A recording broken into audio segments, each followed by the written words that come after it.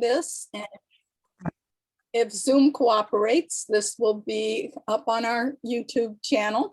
And if you do not want to be on camera, block yourself out. You all have heard this so many times, you could probably say it. I'm looking around, I think everybody has muted themselves, but Louise says she's happy to entertain questions at any point. So if you want to ask her a question, go right ahead and interrupt her, unmute yourself and come in with the question. I'm going to be helping her by monitoring the chat box. So if you have a question that can wait, put it in the chat box. And I think that just about covers it. I will spotlight Louise and turn it over.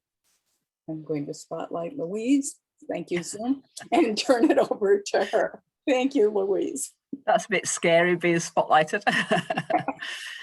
I'm going to start off today telling you a little bit about the laser cut patterns. I did cover this on the table talk, but I know with the recording not working that some people will have missed a little bit. So I'm just going to very, very briefly tell you about the laser cut patterns and show you a 2-minute video of that, so you understand what the patterns are when I start showing you the patterns that I'm actually selling.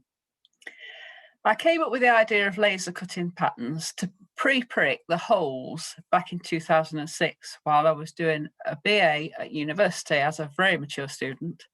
I started it in my mid-40s, so I was one of the oldest on the course. And I worked on a building for architects to design the facade of the building using a lace design to cast it into concrete, and that covers the entire building in Nottingham.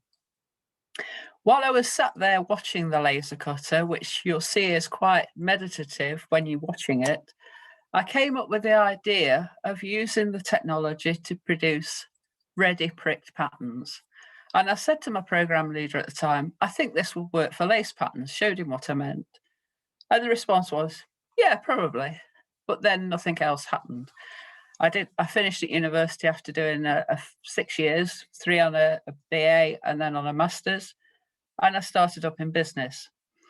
And I still had this idea at the back of my mind, but I didn't have the means to be able to bring it to fruition.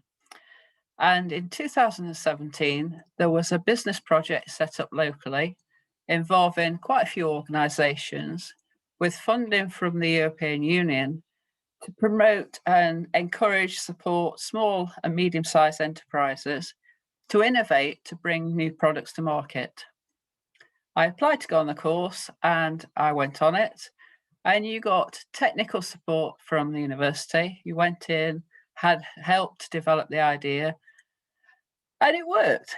I was quite pleased it did, but at that point I wasn't sure I wanted to sit in front of a computer cutting patterns out for business.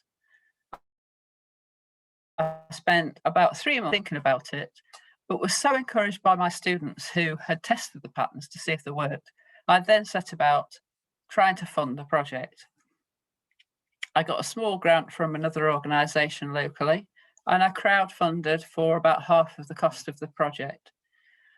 I eventually bought the laser cutter in May 2018, and I bought an American brand, I.O.L.I, which is a fantastic organisation, a fantastic business for business support and technical support on the equipment. It arrived at the end of May and I set to work. And I'll just show you some of the, share the screen, and I'll show you what happens when we laser cut pattern. If I just get it up on the screen.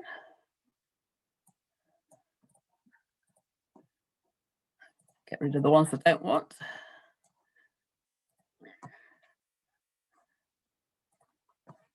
And this is what the laser cut happens. This is a little video I made for the crowdfunder when I was running that.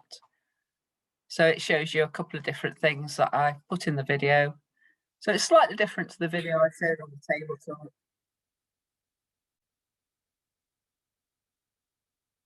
And this is actually firing a laser beam at the card and cutting the holes according to the digital file with the design on it.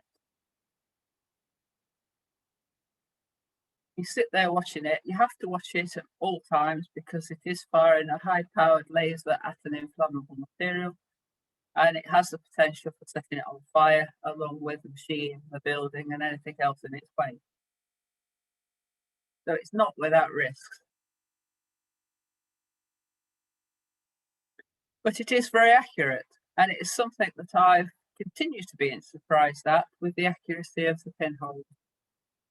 I can size the pinholes according to the size of the pins.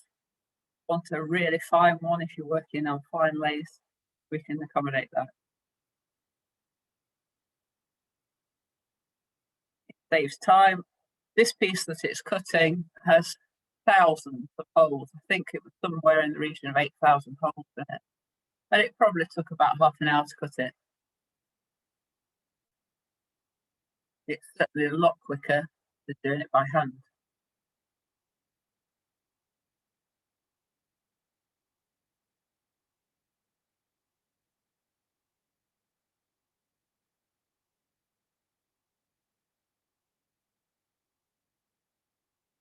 This is actually a design that I made for the Danish Lace Guild.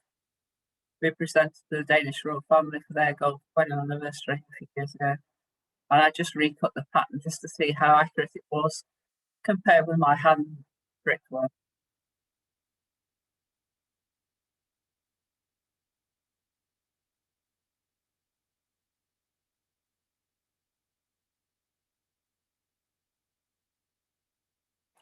Okay, so that's that. Let's stop the share. Okay, so when you order the lace patterns on my website, all of the book patterns from both the Bedfordshire book, somebody else is asking for pre-wound bobbins. That will be rather challenging and rather expensive for people. So if you buy any of the patterns from the Bedfordshire book or the Books Point book, they come as a pre-picked card. Ready, you can see the holes there if you get the light in the right position, and a nice A5 postcard for you to use as a reference. The book patterns only come with the postcard. If you buy any of the patterns that are a pattern sheet, such as the angels, which I'm going to be covering shortly, you get the nice postcard of the finished piece of lace, the angel pattern, and you also get a pattern sheet with some basic instructions on it, as well as the pattern. So that's what you get with those. The only patterns that don't come with a card are the swimmer thumb ones, which I shall be talking about, and the ones by Leslie. I've not had postcards done for her designs. So let's go to some more screen sharing, and we'll look at some of patterns. Just a moment.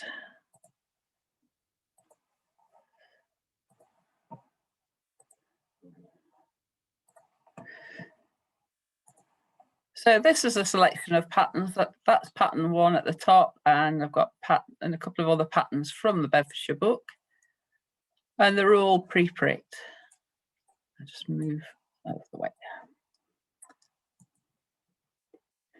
So this is the first angel. I'm going to talk about some of the patterns that I do, because all of the patterns, the angels particularly, have got a bit of a story behind them.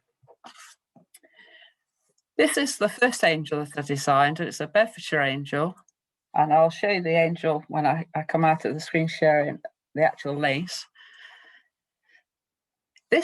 I decided to do the angels. I've done a series now of 7 angels, and they're all in commemoration to celebrate someone's life, somebody that I've lost. I came up with the idea because at Christmas, when you think of your loved ones you've lost, it's nice to have a piece of lace there to celebrate their lives.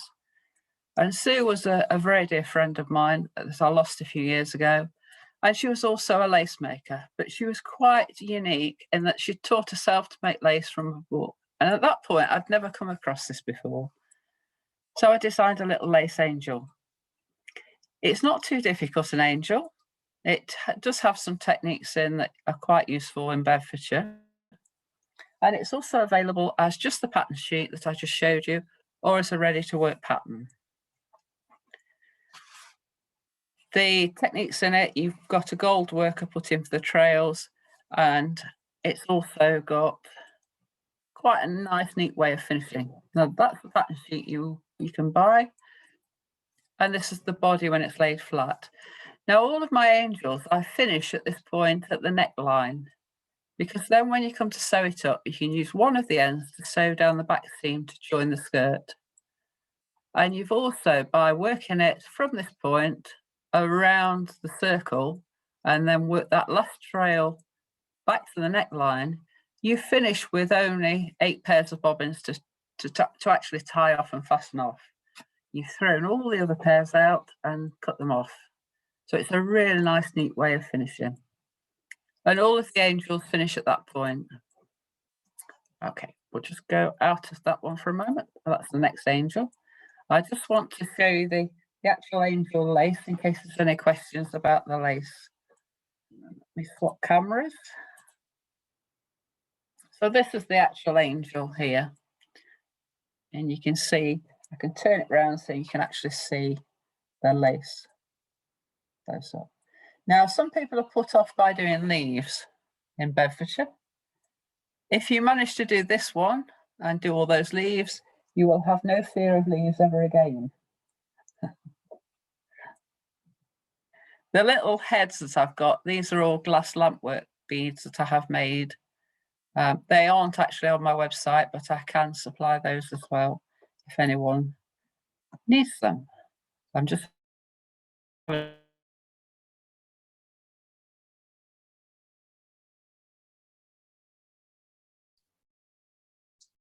Probably lost the audio with Louise. Are you getting it, or am I just the only one that's lost it? the website and for the shop. And if you want techniques, I've also got the YouTube channel, which you can watch videos to your heart's content. I'll put that one in.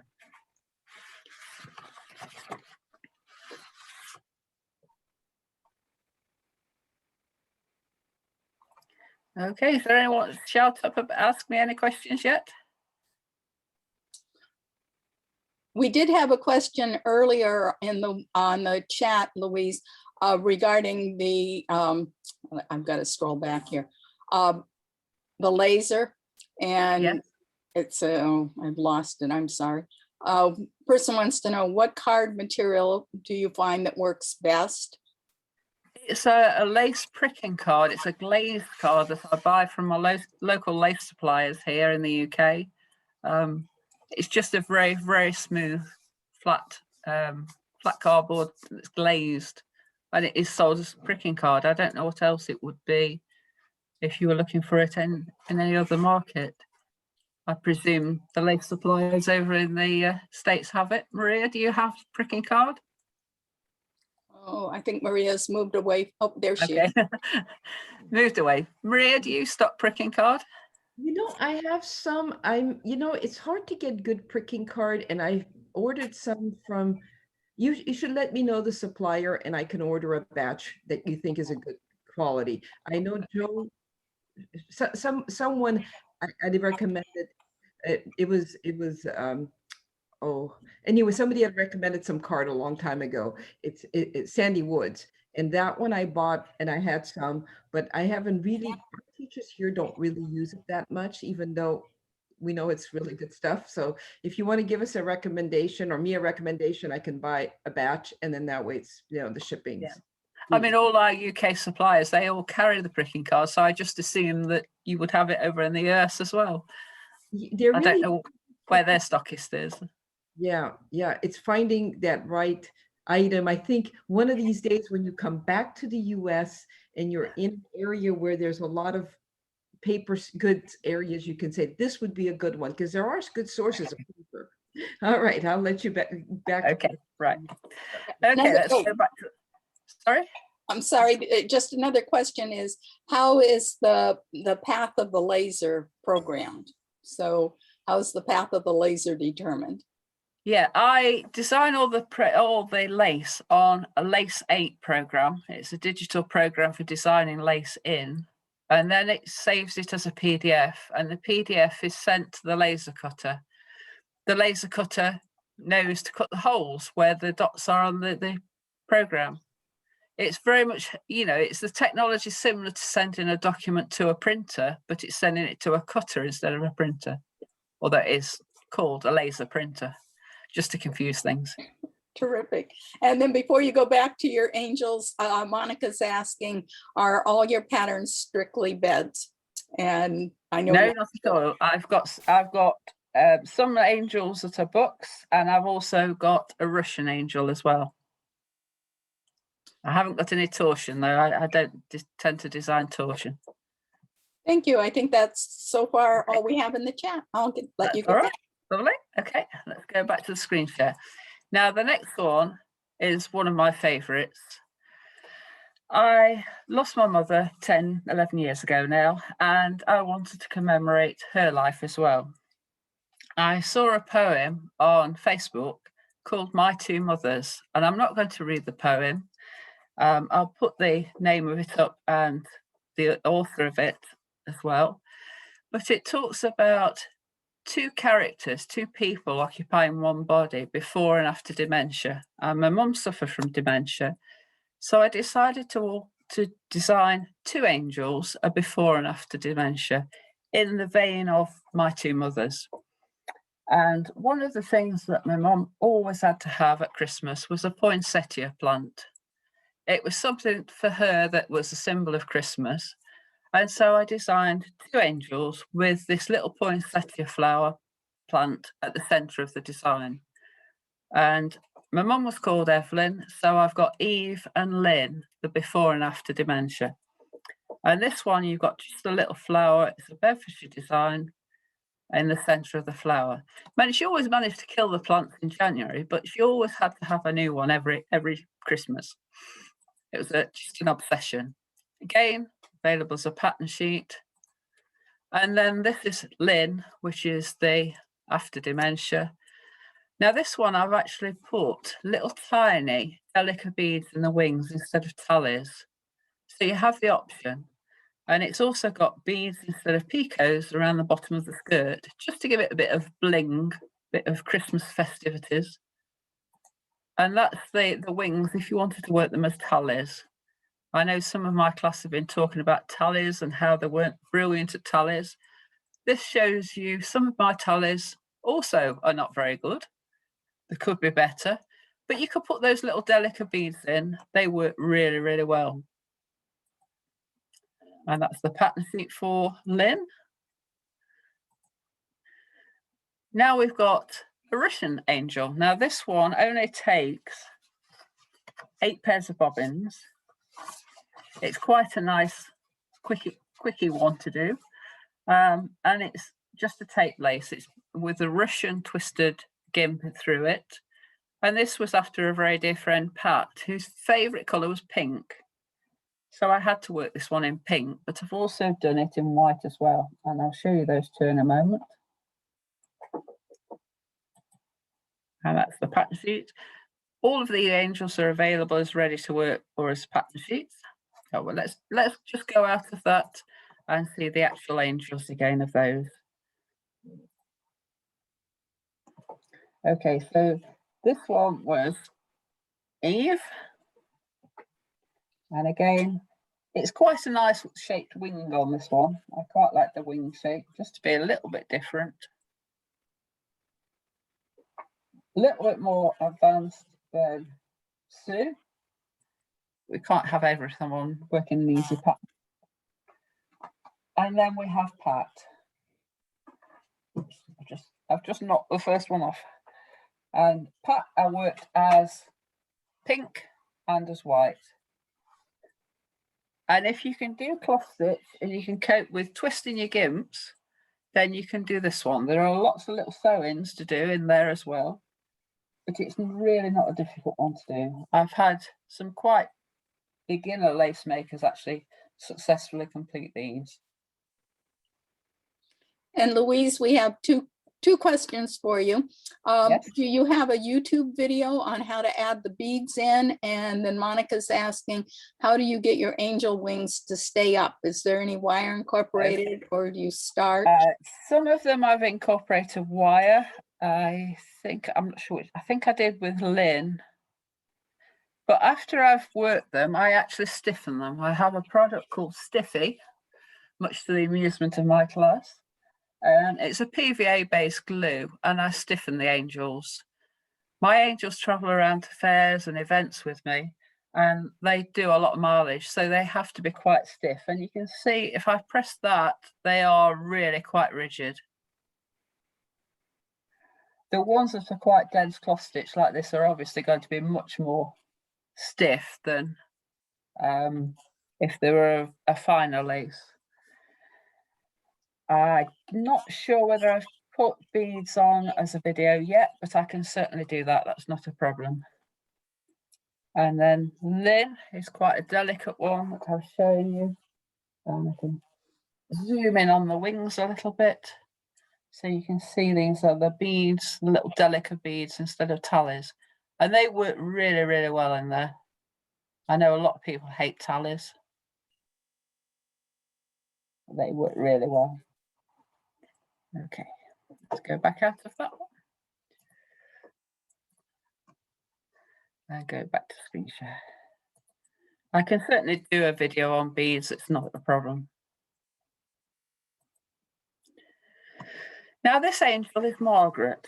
Margaret was my very first lace teacher back in 1992. I don't know whether anyone in the US has heard of her, Margaret Tite.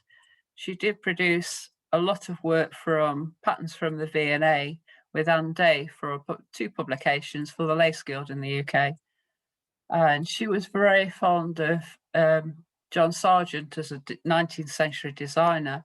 And a lot of her designs incorporated elements from his design work. This one, I've actually taken elements from her favourite patterns.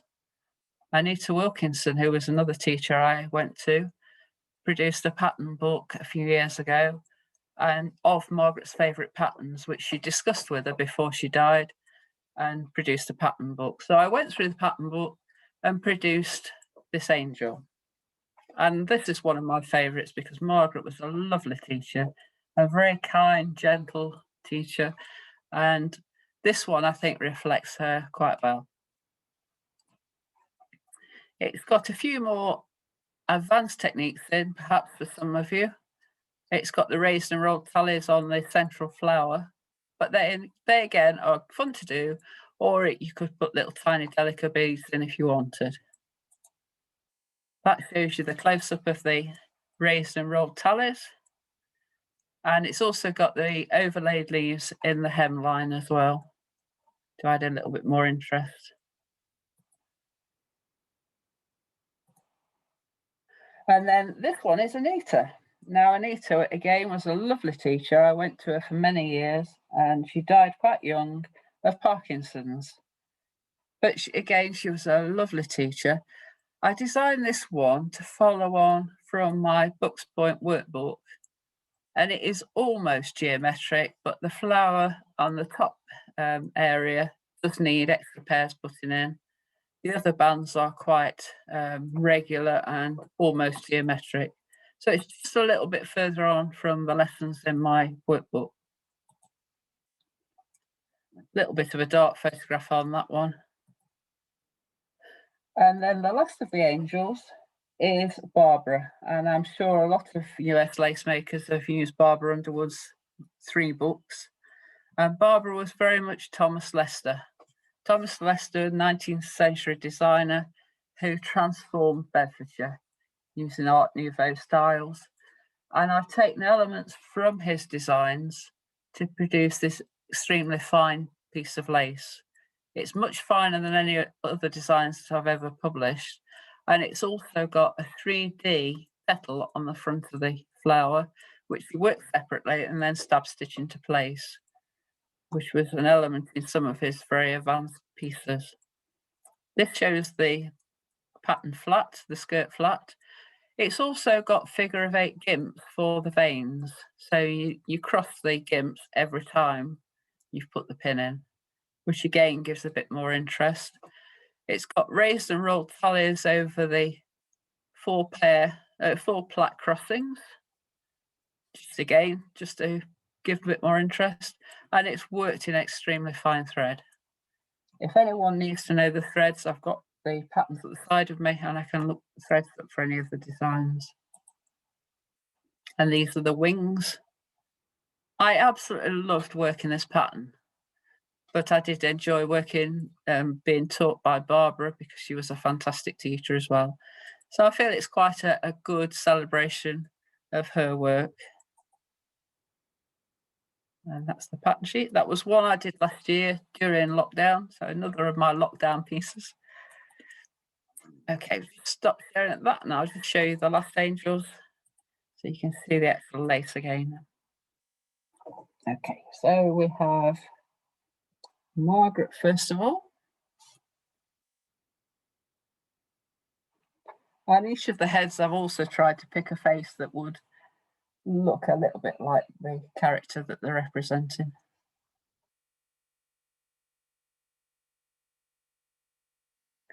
The hearts in this one, obviously, I was very, very close to Margaret, and they are taken from the Harry Armstrong designs of the early 20th century.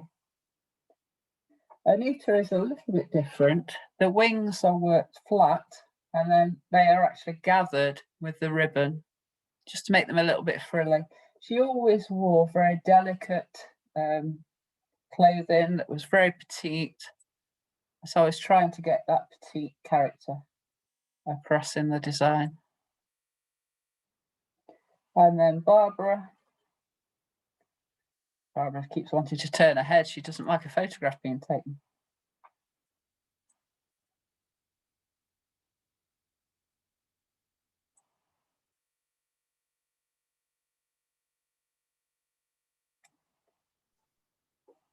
So that's the angels. What size thread did you use for Barbara? Just check that one. I know it was a very fine thread. I got all the patterns out deliberately because I knew somebody would ask me about the thread. Let me have a look.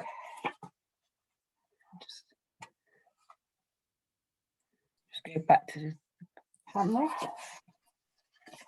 Also, we're getting a question about the heads. How did you make the heads? I have the heads made by a lampwork glass bead maker, and she makes them for me. I don't actually make those myself. Where are we? Let's have a look. I use Presentia Finca 100, so it's quite a fine thread with a cotton broder 20 for the gimp.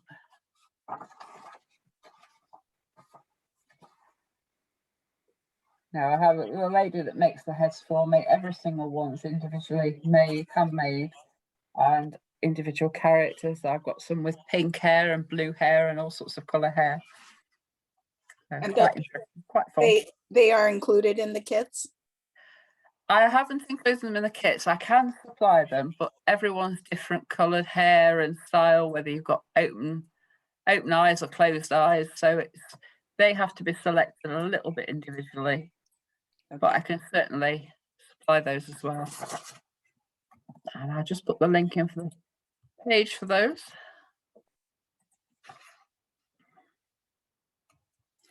That's the angels. And the poem as well, in case anybody wants to look that up, because that really summed up what I did with it, the one from my mum. Now, some of you will already know I'm a bit of a swimmer. I've got the swimming t-shirt, and I do a charity swim. This is my second year for doing it. Last year I did it the first time. It was a 5K charity swim for cancer research and the Marie Curie nurses, which look after terminally ill people. I'm training to do it again, and I'm also selling some patterns, which some of the proceeds go. Well, let me screen share. Some of the proceeds go for the charity. The pattern sheets for the next 2 patterns, £2 of it, every £3 will be donated to the charity, and the ready to work one, £5 will be donated to the charity. And last year I raised over £1,000 through pattern sales and sponsorship. So I'm hoping this year to put a bit more into their accounts to support the charities. This is one I did and really enjoyed this one. I was swimming and I was trying to work out a pattern in my head. And by the time I came out from the swim, I got it planned in my head. And I had to come home then and actually put it on paper. Nothing too difficult in it, as long as you're comfortable by putting pairs in and throwing pairs out. And it's also got the Russian twisted gimp down the middle of it as well. That's the pattern sheet. And that's the one with the ready to work pattern already pricked for you. And the second one I designed was what I hope I look like when I'm swimming. I do front crawl for all of it, and a little bit of a splash from my feet in cloth stitch, and a little bit from the arm coming over with the front crawl stroke. And then a lot of waves and a few bubbles under there in half stitch, lots of plaits in different directions, and the finishing flags to swim under. That's the pattern sheet. And then onto the books. Now, most of you, I think, will have seen the books. The Bedfordshire designed one, Lace Designs, has been out a few years, but I've still got plenty of stock of those. Before we leave patterns totally, we have one last question. Do you sell the Sure. patterns digitally or are they mailed? They're all mailed. I've had issues with people not printing them out at the correct size, even when they're PDF. I don't know how they've done it. So I took the decision quite early on to only mail patterns. Okay. It also reduces the temptation to share it with a friend in the group, and then before you know it, it's gone around an entire group without anybody buying the patterns. I understand. Thank you. It is quite difficult, and you don't want people printing it out and then saying this pattern doesn't work because it's either too big or too small for the thread you say. It does cause a lot of issues. I print them out on a heavier weight paper than you normally use on the printer. So if I see one that's not on the right paper, I know it's not one of mine. Any more questions before I move on? I think we're good. Good, good. Quite a few of you will have seen the Books Point Lace workbook as well. It's one that I wrote last year during lockdown. It was my lockdown project at the start. It gave me something to work for and to get up in the morning. I think everyone at the start, when we suddenly were locked down, it was such a shock. It had been bubbling away in my brain for quite some time. But that first 3 months I set to, and it was launched in June last year. Now, I am aware that the last fortnight I've been told there are 3 mistakes in it, and I will be putting out a correction sheet with it. But it was after I'd had the second reprint. So I've now got 420 copies that haven't gone out yet after the reprint with the mistakes in them.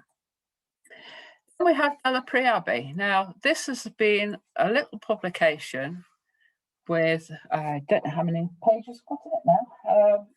I've lost my book. That's here somewhere. It covers quite a lot of different styles of lace. It covers Milanese, tatting, needle lace, Bedfordshire, books, Russian and torsion. The patterns were done by a number of lace designers when we were having the Lace Guild exhibition Discovery at I.O.L Abbey in Northamptonshire. Jackie Poulter is a Books Point teacher in the UK, and she invited a number of us to go along to the Abbey, look at the architectural features and design lace from it. We were given completely free rein of what we wanted to do, and the publication was put together.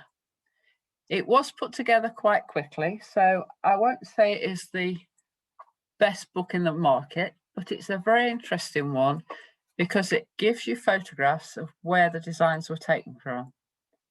And there's some absolutely stunning features in this building. I could design for the rest of my life from this building. It's absolutely incredible.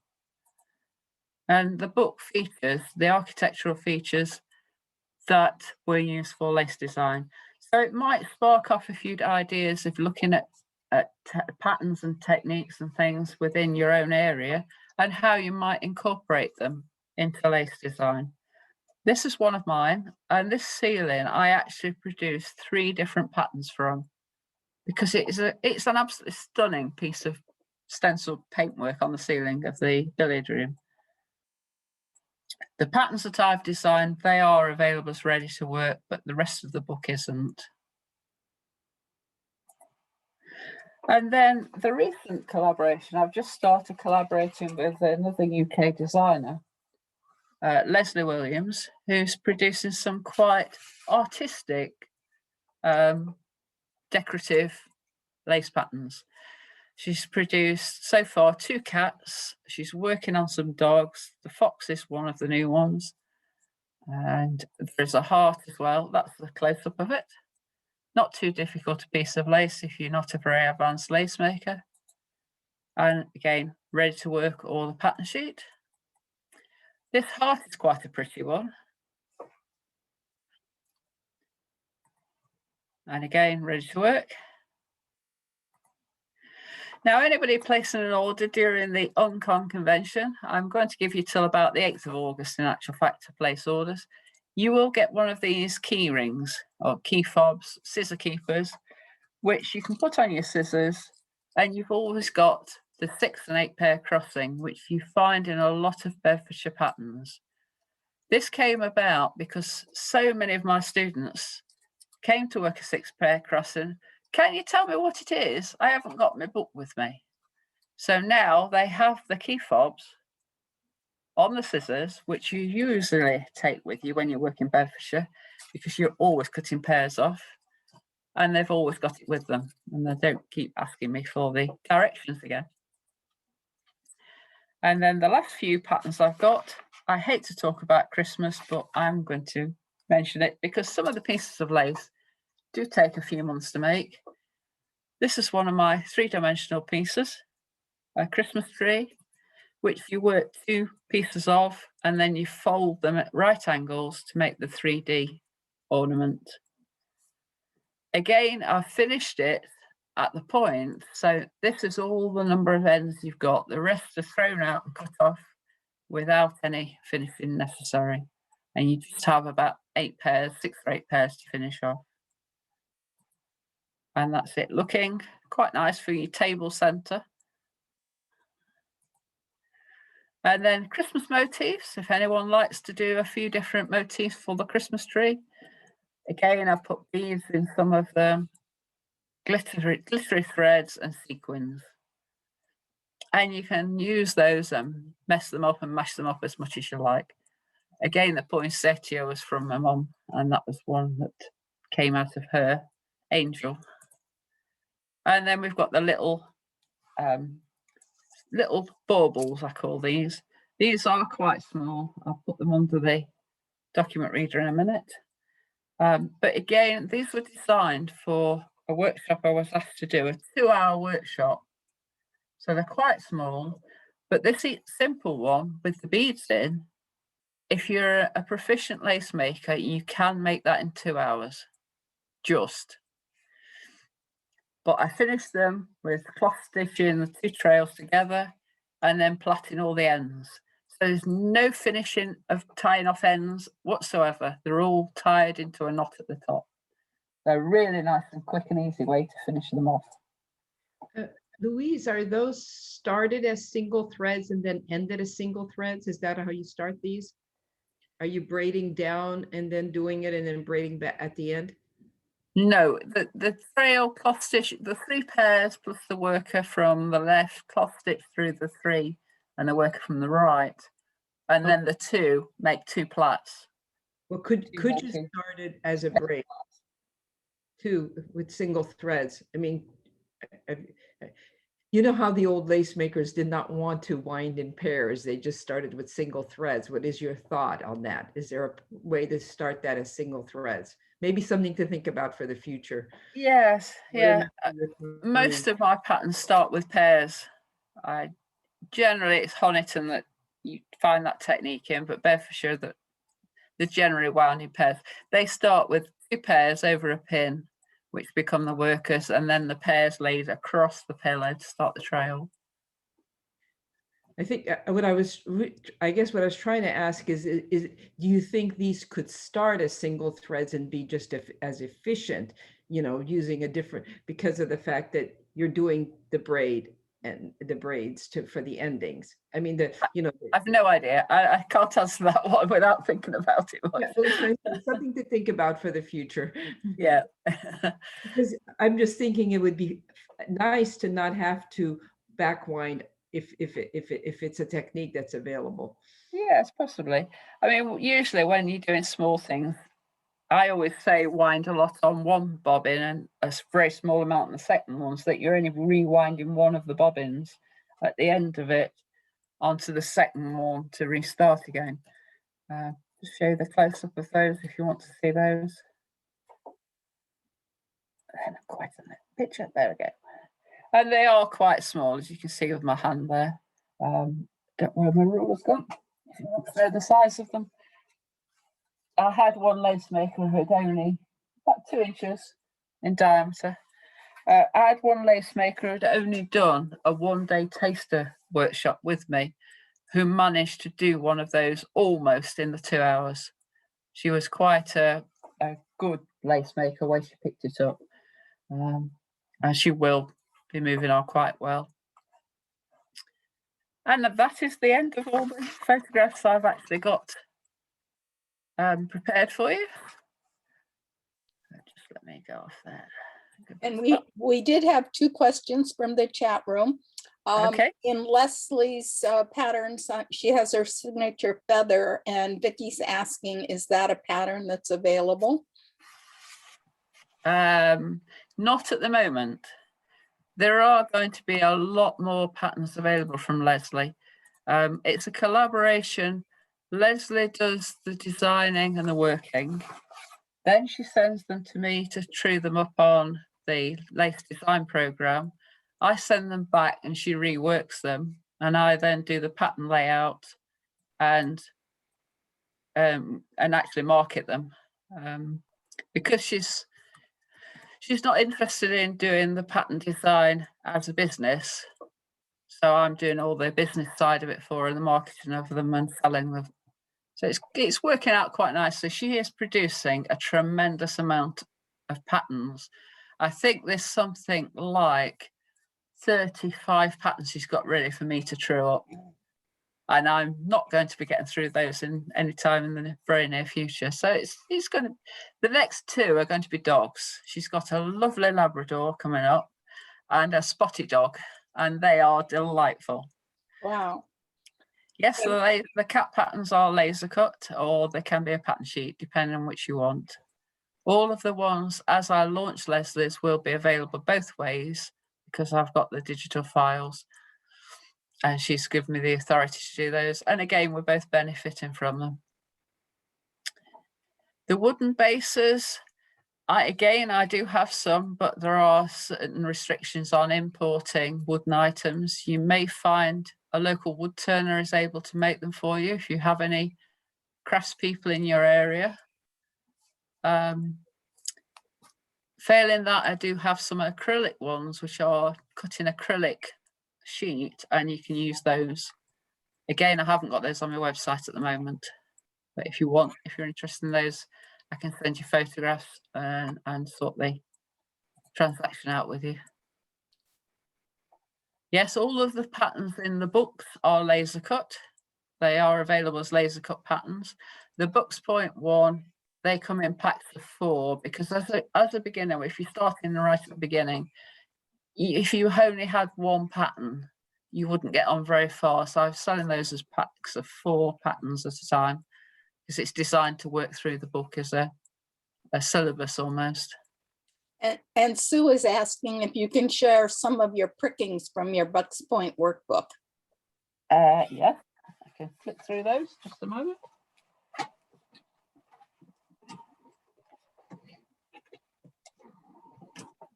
I've got angels everywhere here. And I think we might have missed, unless I missed your answer, and I apologize if I did. Do you know when your new bunny pattern will be available? I don't know yet. Okay. it very much depends on how much work I get. Next week, I'm actually setting up an exhibition and I've got quite a lot of work on with that. It just depends on everything that's going on in my life, how much I actually get done. So let's have a look. How I flick through it. There are additional patterns at the back of the book, starting at the back, of course.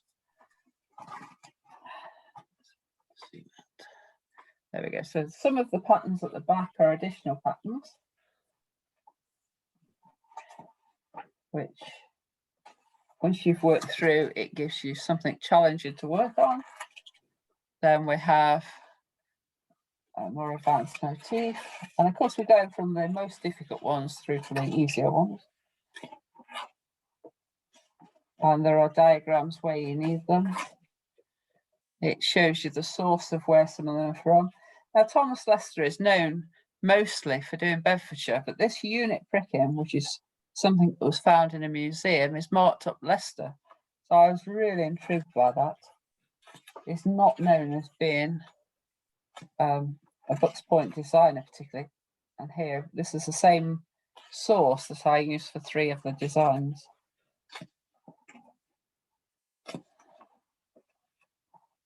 I hope you're getting enough of an idea what's in the book. But the book, it does have space for you to mount the samples in as well. And the sample pages that are like that are blank if you want to write any notes on. So if you're following a course, like the course I've been running, you can write your own notes in. Because something I found when I was learning, you have a notebook and you write notes alongside what you're being taught. But then your notebook gets tatty and you put it away on the bookshelf. And where was that note that I wrote about this technique? Whereas if you write your little notes, I know a lot of people don't like writing in books, but this is a workbook. This is designed for you to write in and write notes. So you get a pattern and you find something difficult, you can make a note on there. So that next time you encounter that problem, you know the solution to it.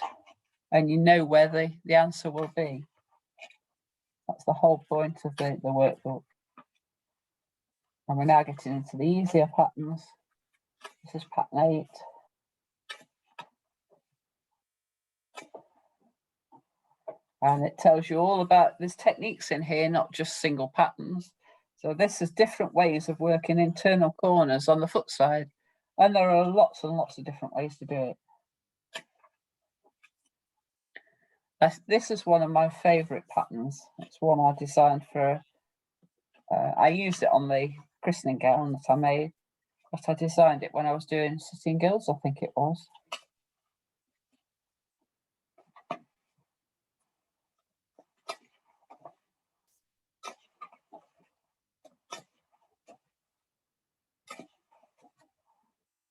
And again, that was taken from an antique bricking, so I've put the sources in as well, where they're taken from an antique source. Another antique bricking I've got. And then, of course, starting off with the basic one, which everybody does, just to get the hang of the foot side, the head side, and catch pins, and also not covering your pin when you're working point ground, which is something that the beginners sometimes struggle with.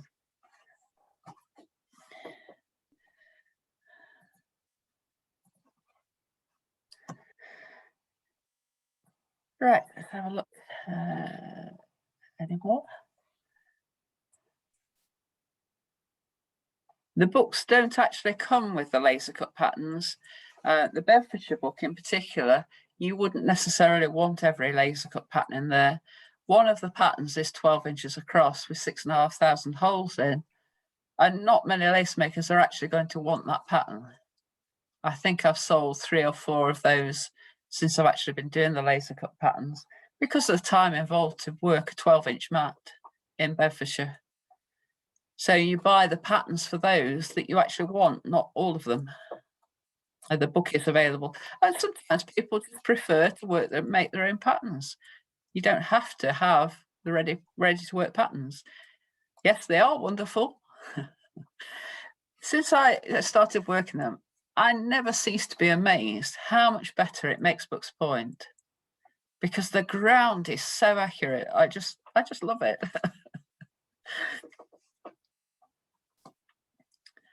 Yes, all my patterns are available as laser cut. They're all on the website. I've put most of the links up now, I think. I've got all of them on there. So don't forget to save the chat. You can go to the chat box, and when you click on the chat box, it comes up with 3 little dots in the bottom section. And when you click on those, it says save chat, and that will save it to your computer. And so you've got the links for later when you want to have a browse.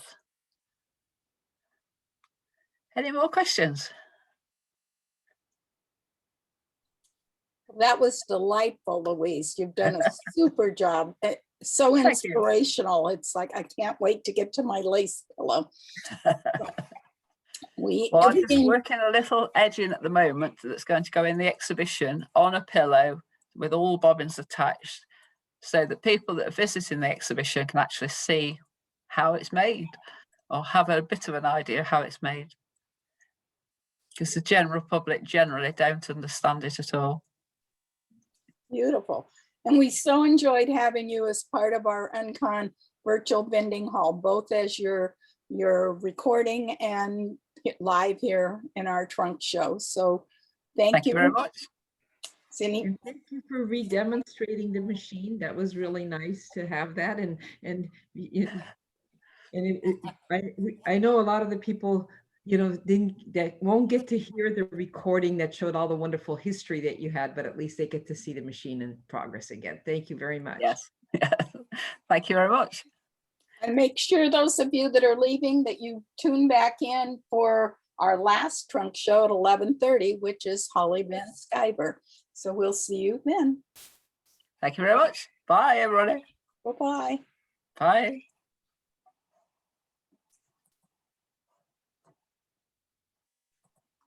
That was lovely, Louise. Thank you.